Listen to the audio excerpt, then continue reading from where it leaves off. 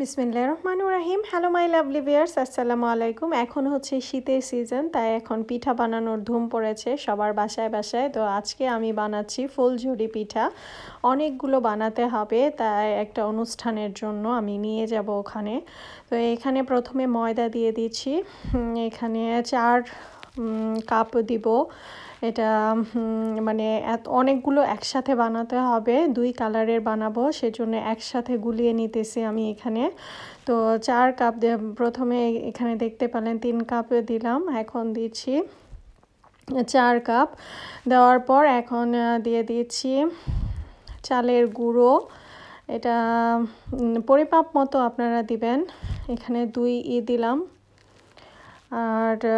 আর একটু চিনি দিয়ে দিচ্ছি। এখন মিষ্টি যে যেরকম খায় সেরকম দিবেন, তবে এখানে একটু মিষ্টি আমি দিতেছি, কারণ হচ্ছে 4 কাপ হচ্ছে হিসাব করলে 4 কাপ, আর হচ্ছে 2 কাপ দিলাম চালের গুঁড়ো, দুটো মিলে অনেকগুলো, সেজন্যে আমি চিনিও দিলাম একটু বেশি করে, 3 কাপের মতো দিলাম।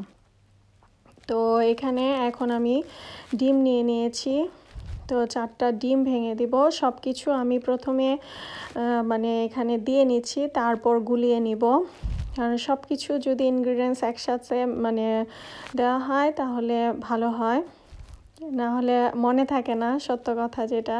তো এখানে 4টা ডিম দিয়ে দিচ্ছি। দেখতে পাচ্ছেন আমার একদম কিচেন মেসি হয়ে গেছে, আর আমার মেয়ে আমাকে হেল্প করতেছে। আর এখানে আমি দুধ আগেই জাল করে নিয়েছি, তো সেটা আবার ওই সাইডে রেখে দিয়েছি। এখন আমি গুলিয়ে নেব, গুলিয়ে দেখব যে কীরকমই হয়, তারপরে আস্তে আস্তে মানে পুরো দুধটা একসাথে দিব না, আস্তে আস্তে দুধ দিব আর গুলাবো।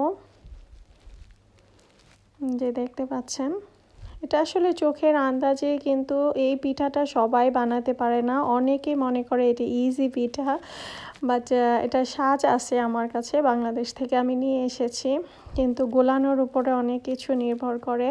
গোলানোটা যদি ভালো হয় তাহলে খেতে অনেক মজা হয়, টেস্টি হয়, আর কুড়মুড়ে হয়, ভালো লাগে।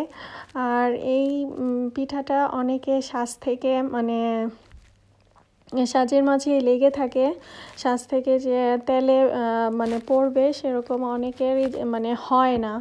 এটা আসলে করতে করতে আমার অভ্যাস হয়ে গেছে, সেজন্য আমার কাছে ইজি লাগে। তো আপনাদেরকে আমি ইজিভাবেই আজকে দেখাচ্ছি। দেখতে পাচ্ছেন গুলাটা কেমন হয়েছে।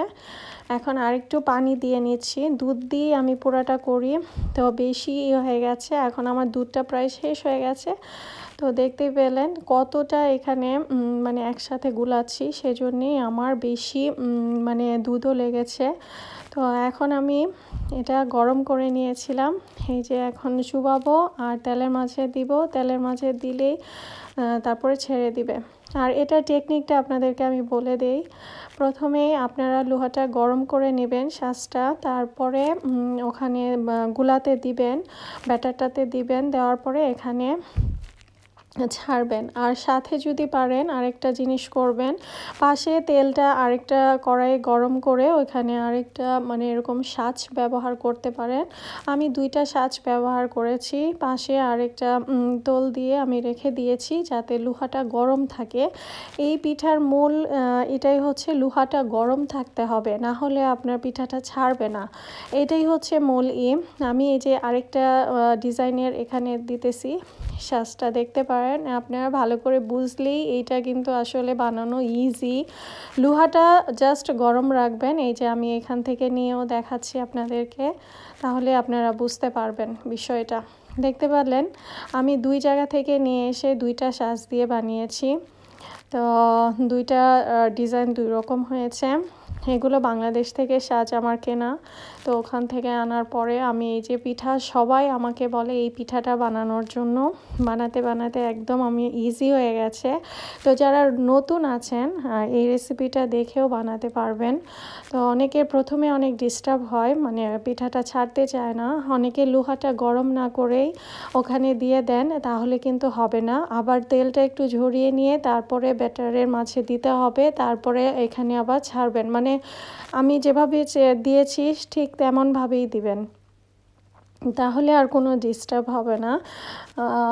আসলে আমার এক কাকি শাশুড়ি আমার এই সাজটা নিয়ে বানাতে চেয়েছিল, উনিও ব্যর্থ হয়েছে। আমার এক ফ্রেন্ডও বানাতে চেয়েছিল, সেও ব্যর্থ হয়েছে। ব্যাটারটা ঠিকই ছিল, বাট তার সাজের মাঝ থেকে এই পিঠাটা একদম মানে তেলে নামেই নেই, একদম লেগেছিল সাজের মাঝেই।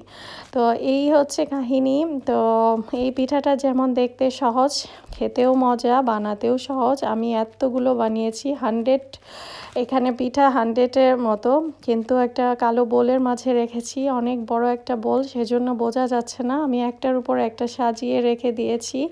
এখন আমি এই একই ব্যাটারে আমি কালার ব্যবহার করেছি, ফুড কালার, সেজন্য কালারফুল হয়েছে। তো দেখতে কেমন হয়েছে লুকটা আপনারা জানাবেন আমাকে। আর আমার রেসিপি দেখে বানানোর চেষ্টা করলে অবশ্যই সাকসেস হবেন। আল্লাহ হাফেজ।